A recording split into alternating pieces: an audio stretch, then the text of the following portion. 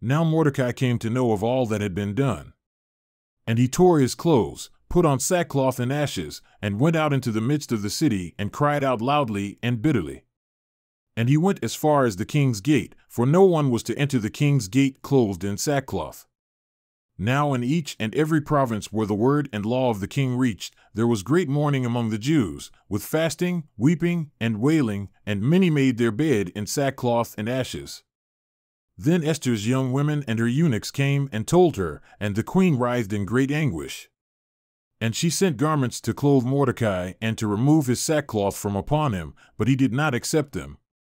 Then Esther summoned Hathach from the king's eunuchs, whom the king had appointed to attend her, and commanded him to go to Mordecai to know what this was and why it was. So Hathach went out to Mordecai to the city square in front of the king's gate. And Mordecai told him all that had happened to him, and the exact amount of silver that Haman had promised to pay to the king's treasuries to cause the Jews to perish. He also gave him a copy of the written law which had been given in Susa for their destruction, in order to show Esther and to tell her and to command her to go into the king to implore his favor and to seek him out for her people. Then Hathach came back and told Mordecai's words to Esther.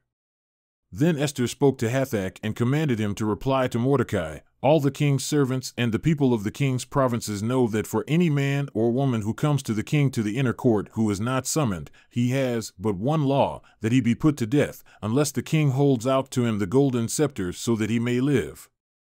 And I have not been summoned to come to the king for these 30 days. So they told Esther's words to Mordecai.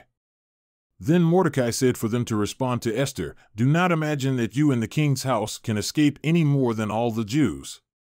For if you remain silent at this time, relief and deliverance will arise for the Jews from another place, and you and your father's house will perish. And who knows whether you have not reached royalty for such a time as this?"